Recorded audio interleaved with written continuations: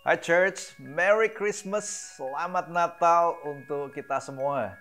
Kami berharap pesan ini menemukan Anda dalam sukacita dan damai Natal, dimanapun Anda berada bersama dengan keluarga dan orang-orang yang Anda kasihi. Renungan kita hari ini diambil dari Yohanes 3 ayat 16, karena begitu besar kasih Allah akan dunia ini, sehingga Ia telah mengaruniakan anaknya yang tunggal, supaya setiap orang yang percaya kepadanya tidak binasa, melainkan beroleh hidup yang kekal. Sudah sering kita dengar tentang ayat ini. Dalam satu ayat ini merangkum pesan Natal, yaitu kelahiran Yesus merupakan kasih yang sempurna dari Bapa Surgawi kita. Tahukah Anda bahwa dalam konteks ayat ini, Yesus sedang menjawab pertanyaan seorang Farisi bernama Nikodemus. Dia bertanya pada Yesus, gimana caranya seorang dilahirkan kembali kalau ia sudah besar? Bagaimana mungkin masuk ke rahim ibunya dan dilahirkan lagi?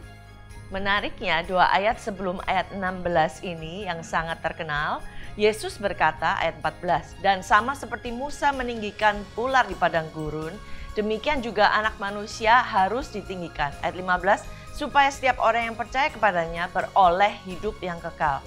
Yesus berbicara sedikit tentang bangsa Israel. Nah, ceritanya kalau kita lihat di kitab Bilangan, bangsa Israel sudah hampir 40 tahun mengembara di padang gurun. Sebentar lagi loh, mereka udah mau masuk ke tanah Kanaan. Tapi ngomel terus. Dari yang makanannya hambar sampai nggak ada makanan. Kita tahu mereka sebentar lagi akan masuk ke tanah Kanaan. Karena kita membaca rekaman sejarah berupa Alkitab kita. Tapi bangsa Israel pada waktu itu mereka jenuh di padang gurun. Nggak tahu apa yang di depan mereka. Ada waktu di mana kita mengalami kejenuhan di musim kita. Jangan komplain, tapi ayo kita terus mengucap syukur untuk setiap janji Tuhan.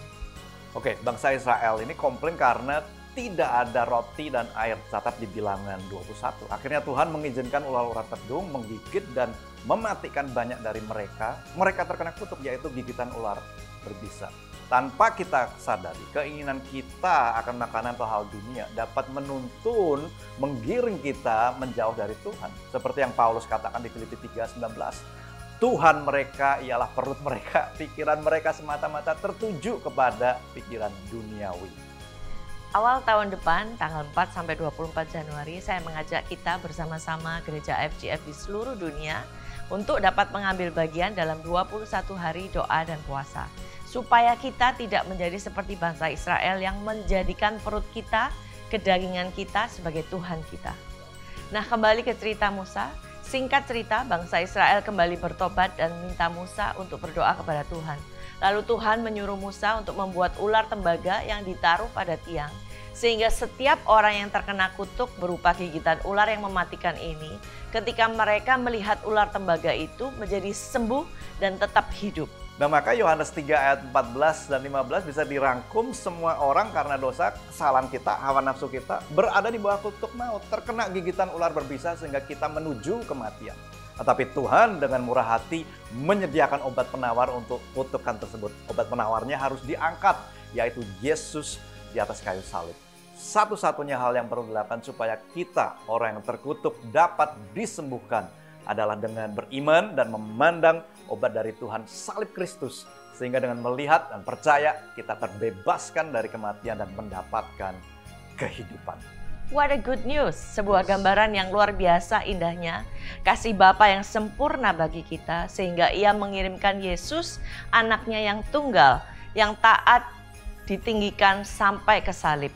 Sehingga setiap kita yang melihat kepadanya dan percaya tidak binasa melainkan beroleh hidup yang kekal. Seperti yang tercatat di ayat renungan Natal kita, Yohanes 3 ayat 16. Nah, kami berharap di Natal ini kita tidak sibuk terjebak dalam aktivitas kita tanpa mengucap syukur atas kasih Bapa dan pengorbanan Yesus. Sehingga setiap kita boleh lahir baru dan menerima keselamatan serta hidup yang kekal. Doa kami, setiap kita dapat memancarkan kasih Kristus yang telah lahir dalam hati kita melalui kasih yang dinyatakan.